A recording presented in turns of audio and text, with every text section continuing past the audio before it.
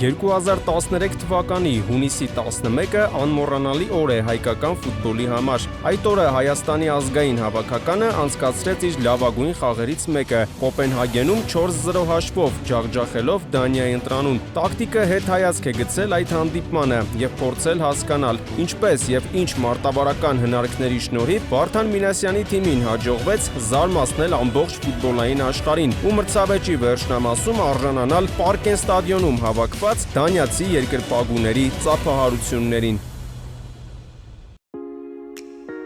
Նախ վերհիշենք, ինչ իրավիճակ էր խաղից առաջ։ Հայաստանի հավաքականը աշխարհի առաջնության ընտրական փուլը սկսել էր Մալթայի նկատմամբ հաղթանակով, ապա կրել 4 անընդմեջ պարտություն։ Դանիա-Հայաստան հանդիպումից 4 օր առաջ մեր թիմը Երևանում խայտառակ պարտություն էր կրել մալթացիներից։ Քննադատությունների թիրախում էին թե ֆուտբոլիստները, թե Վարդան Մինասյանը։ Հեղինակությունը փրկելու միակ ճանապարհը Կոպենհագենում 3 միավոր վաստակելն էր։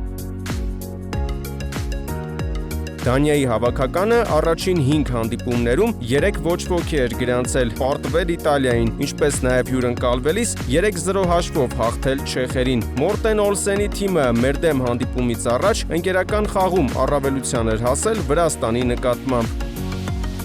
Ստանալով Մալթայի Հայաստանի դեմ խաղում հաղթանակի լուրը, դանիացիները երևի ինչ-որ տեղ թերագնահատել էին մեր թիմին, իսկ հիմա ամեն ինչի մասին հերթականությամբ։ Հայաստանի հավաքականը գրեթե օպտիմալ կազմով էր ներկայացել խաղին։ Գլխավոր կորուստները կենտրոնական պաշտպան Հրայր Մկոյանը եւ ձախ պաշտպան Լևոն Հայրապետյանն էին։ Հայրապետյանի դիրքում ունիվերսալ Վալերի Ալեքսանյանն էր, իսկ պաշտպանության կենտրոնում Ռոբերտ Արզումանյանի կողքին տեղ էր վստահվել 20-ամյա Վարազդատ Հարոյանին։ Նա պաշտոնական խաղերում առաջին անգամ էր հայտնվել հավաքականի մեկնարկային կազմում։ Պաշտպանության արջթևում եւս մեկ երիտասարդ ֆուտբոլիստ էր՝ 20-ամյա Կամո Հովանիսյանը։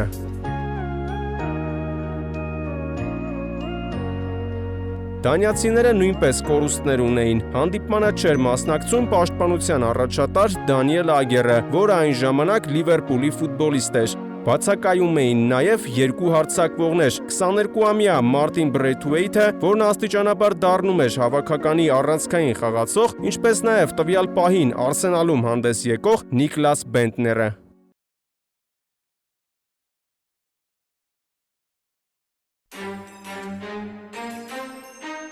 Վարդան Մինասյանը ընտրել էր մեր հավաքականի համար գրեթե ավանդական դարձած 4-2-3-1 սխեման։ Հենակետային բռունցքը կազմել էին Կարլեն Մկրտչյանը ու Արթուր Եդիգարյանը, իսկ հարձակման քառյակը պարզապես սարսափազդու էր՝ Գևորգ Ղազարյան, Արաս Օզբիլիս, Հենրիխ Մխիթարյան, Յուրա Մովսիսյան։ Հայաստանը ընտրել էր ամբողջ թիմով կոմպակտ պաշտպանվելու եւ գնդակի խլումից հետո սրընթաց հակագրոհների անցնելու մարտավարություն։ Մինասյանի թիմը որոշել էր գնդակի վերահսկողությունը կամովին զիջել Դանիայի հավաքականին։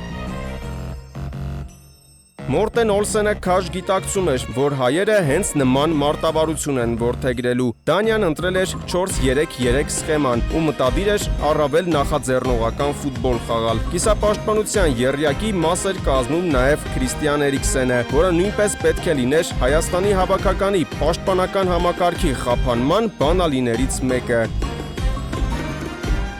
Դանիան մեծ ուժերով էր գնում առաջ, բավականին բարձր էին տեղակայվում նաև 2 եզրային պաշտպանները՝ Պոուլսենը ու Յակոբսենը։ Մեր թիմը գիտեր այդ մասին եւ խնդիր էր դրվել հակագրոհների ժամանակ հենց եզրերը օգտագործել, ինչի մասին հանդիպումից հետո բարձրաձայնեց նաև գլխավոր մարզիչ Վարդան Մինասյանը։ Խաղի վրա շատ մեծ ազդեցություն ունեցավ Հայաստանի խփած արագ գոլը։ Յուրա Մովսիսյանից 24 վայրկյան պահանջվեց հաշիվը բացելու համար, օգտվելով Օզբիլիսի փոխանցումից։ Սա հոգեբանական մեծ վստահություն հաղորդեց մեր թիմին, իսկ դանիացիներին ստիպեց ի սկզբանե նախատեսածից էլ ավելի մեծ ուժերով նետվել առաջ։ Դա ձեռնտու էր Հայաստանի հավաքականին, որը կարող էր ավելի շատ տարածություններ ստանալ հակագրոհներ ձեռնարկելու համար։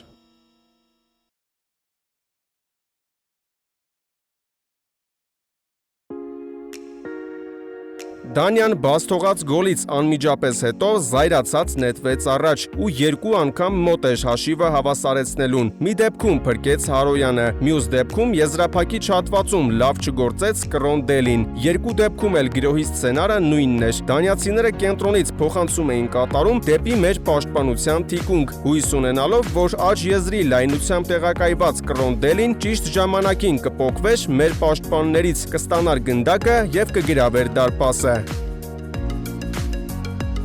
Փորձենք հասկանալ դանիացիների ծրագիրը։ Սա դեռ խաղի մեկնարկն է, ու մեր ֆուտբոլիստները կարծես այդքան էլ պատրաստ չէին դանիացիների այս հնարքին։ Գնդակով Զիմլինգն է։ Կորնելիուսը մի փոքր առաջ է գալիս եւ փոխանցում պահանջում թիմակցից։ Նա իր վրա է հրավիրում Արզումանյանի ուշադրությունը ու ստիպում նրան փոքր-ինչ առաջ գալ։ Հակառակ գործողությունն է կատարում մեր ձախ պաշտպան Ալեքսանյանի կողքին կանգնած Կրոնդելին։ Նա դեպի առաջ գործողություն է սկսել ու մտադիր է գնդակ ստանալ պաշտպանների թիկունքում, այնպես որ երկու դանիացիները այստեղ օգնեցին իրար։ Առաջինը տարածություն բացեց թիմակցի համար, երկրորդն էլ նետվեց հենց այդ հատված։ Գրոհը բավականին վտանգավոր էր, սպառնալիքը չեզոքացրեց Հարոյանը։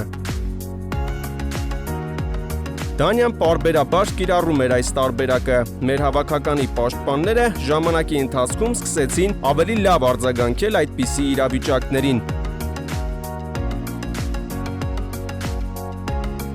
Այստեղ նույն պատկերն ենք տեսնում, այս անգամ փոխանցում կատարողը Կիայերն է։ Կորնելիուսը կրկին առաջ եկավ, իր հետ բերեց Արզումանյանին, իսկ Կրոնդելին արագացում սկսեց դեպի մեր պաշտպանության թիկունք։ Տվյալ դեպքում հաջողվեց ժամանակին առաջ գալ ու դանիացի կիսապաշտպանին թողնել խաղից դուրս վիճակում։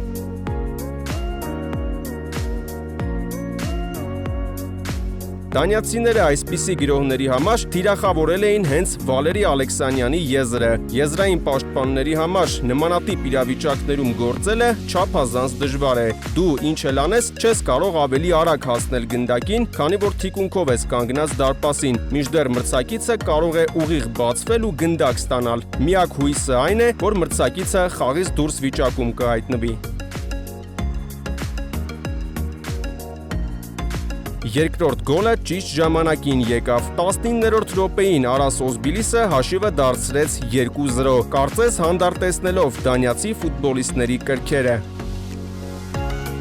Այստեղ Մովսիսյանն ու Ղազարյանը իրենց վրա են հրավիրել դանիացի մեկական պաշտպանների ուշադրությունը։ Մյուս երկու պաշտպանները ավելի առաջ են կանգնել, մտածելով, թե թիկունքում կանգնած Օզբիլիսը խաղից դուրս վիճակում է։ Դանիան այստեղ ճակատագրական սխալ թույլ տվեց։ Խորքից հետևեց Վալերի Ալեքսանյանի շքեղ փոխանցումը։ Արասը ժամանակին պոկվեց պաշտպաններից ու որևէ շանս չթողեց դարպասապահ Անդերսենին։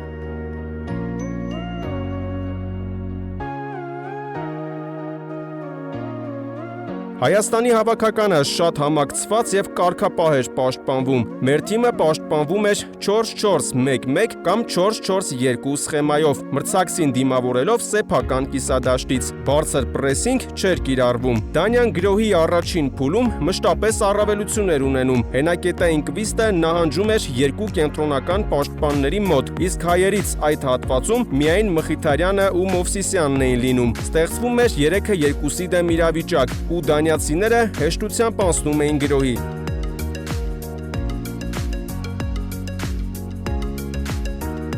Բայց դա Հայաստանի ընտրանուն ընդհանրապես չէր խանգարում։ Կարևորը սեփական կիսադաշտում ամեն ինչ վերահսկողության տակ էր։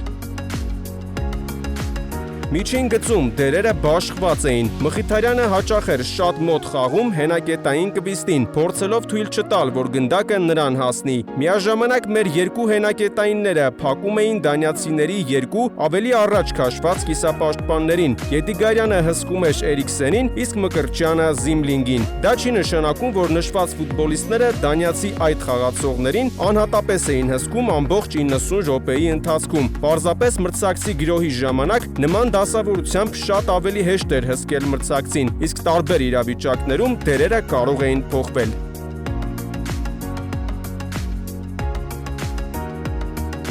Պետք է ընդգծել նաև մեր եզրային կիսապաշտպանների աշխատանքը։ Դանյան դիրքային գրոհների ժամանակ ավելի շատ օգտագործում էր իր ձախ եզրը, փորձելով թվային առավելություն ստեղծելու շնորհիվ կոմբինացիաներ խաղարկել։ Դա մրցակցին գրեթե չէր հաջողվում։ Օզբիլիսը որքան արդյունավետ եւ տպավորիչ էր մեր գրոհների ժամանակ, այնքան անznուրաց էր գործում նաև պաշտպանվելիս։ Նա անընդհատ օգնության էր հասնում երիտասարդ Կամո Հովհաննիսյանին, պետք եղած ժամանակ ապահովագրում նրան ու հետ շպրտում դանիացիների գրոհները։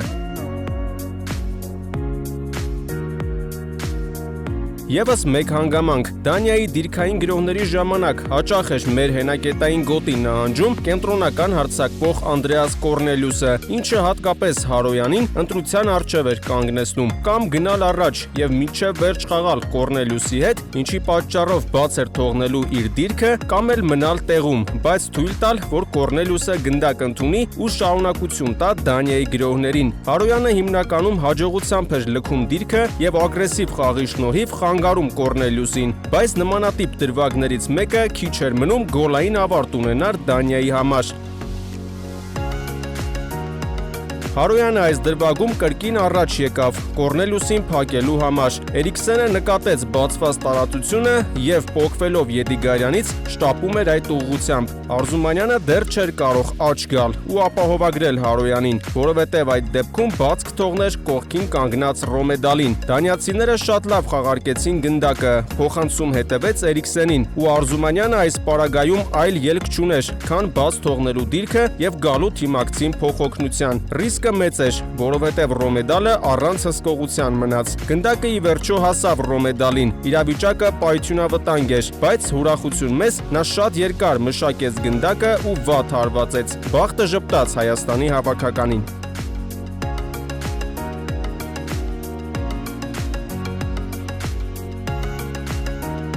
Ինչ էր անում մեր թիմը, երբ գնդակով էր լինում։ Մեր հավաքականը արտառոց ոչինչ չէր անում։ Սեփական կիսադաշտում կարճ խաղարկումներ չկային։ Գրոհները սկսվում էին Բերեզովսկիի երկար փոխանցումներով։ Հայաստանը շատ զգույշ էր գործում, ձգտելով վտանգավոր խաղային գոտիներում հանկարծ գնդակ չկորցնել եւ Դանիային նվերներ չմատուցել։ Դանիան առաջին կեսում շատ պահեր չունեցավ մեր դարպասի մոտ, այնպես էլ չէ, որ մեր հավաքականը բազմաթիվ պահեր ստեղծեց, այդուհանդերձ հաջողվեց ընդմիջման գնալ 2 գոլի առավելությամբ։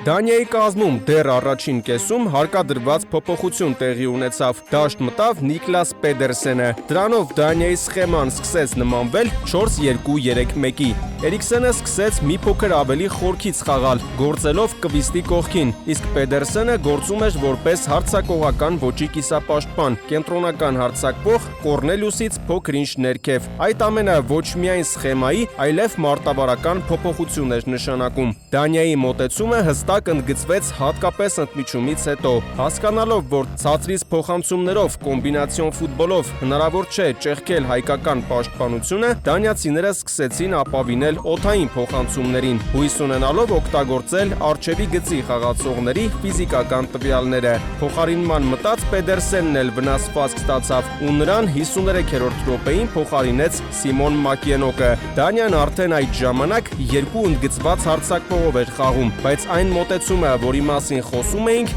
մնաց նույնը։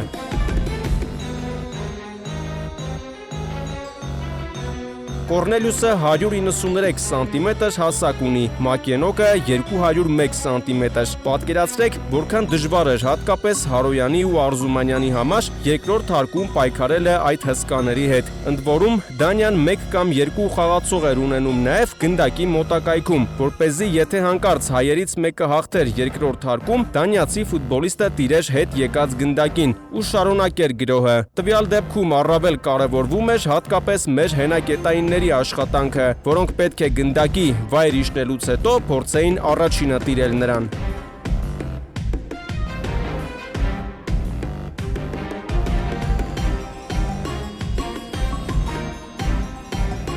Դիտենք այս դրվագը։ Հետևեց խորքից օդային փոխանցում։ Արզումանյանին հաջողվեց հաղթել երկրորդ հարկում։ Անմիջապես գնդակին հասավ Ռոմեդալը եւ այն հասցեագրեց Մակենոկին։ Դանյան մենապայքարներում համառ խաղի ու արագ կողմնորոշվելու արդյունքում հասավ նրան, որ հարձակվողը նպաստավոր դիրքում գնդակ ստացավ։ Միայն թե լավ է, որ նա թիկունքով էր կանգնած դարպասին ու մինչև շրջվեց, Հարոյանը հասցրեց աջ գալ եւ փակել հարվածի ճանապարհը։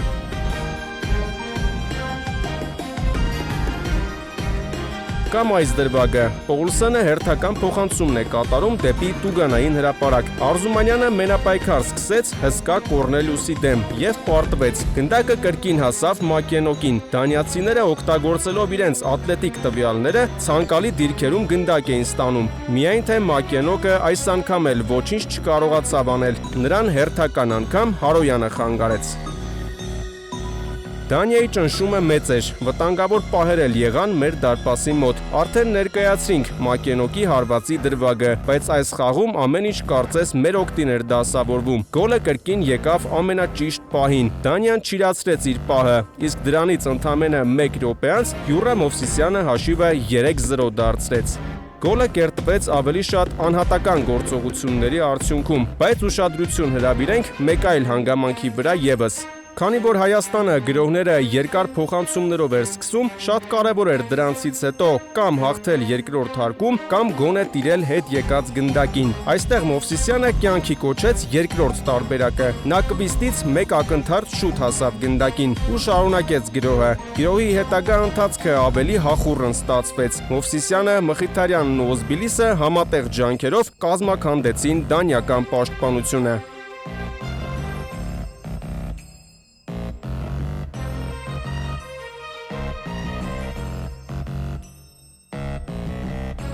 Դրանից հետո խաղի պատկերը չփոխվեց։ Դանիան մեր Տուգանային հրապարակում իր բարձրահասակ ֆուտբոլիստների առկայության շնորհիվ մերթընդմերթ սպառնում էր դարպասին։ Դրվագներից երկուսում Բերեզովսկին լրջորեն օգնության հասավ Հայաստանի ընտրանուն, բայց Դանիան շատ տարածություններ էր թողել իր կիսադաշտում, ինչը հայերը օգտագործում էին հակագրողների ժամանակ։ Մեկական շատ լավ պահ կորցրին, հատկապես Մխիթարյանն ու Մովսիսյանը։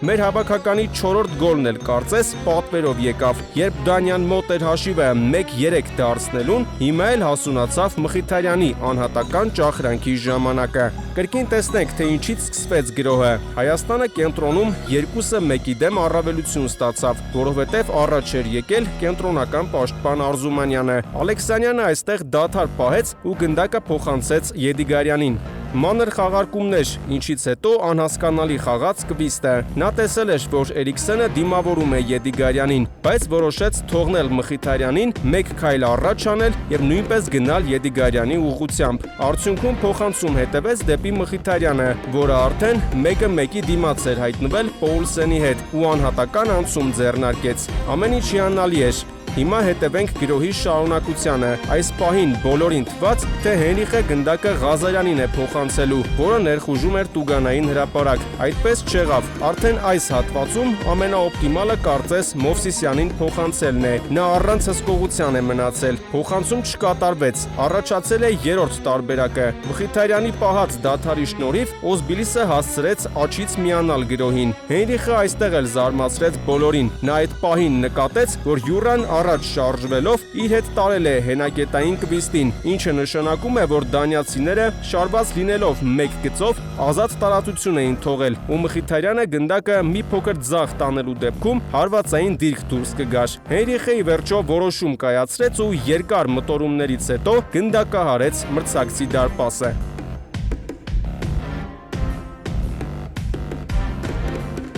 Հատկանշական է, որ Մինասյանը առաջին փոփոխությունը կատարեց միայն 84-րդ րոպեին։ Դա էլ պարզապես հնարավորություն էր, որ Յուրա Մովսիսյանը ծափահարությունների ներքո լքեր խաղադաշտը։ Դանիացի երկրպագուները լավ գիտեին Յուրային դեռ այն ժամանակներից, երբ նա Ռանդերսում էր խաղում։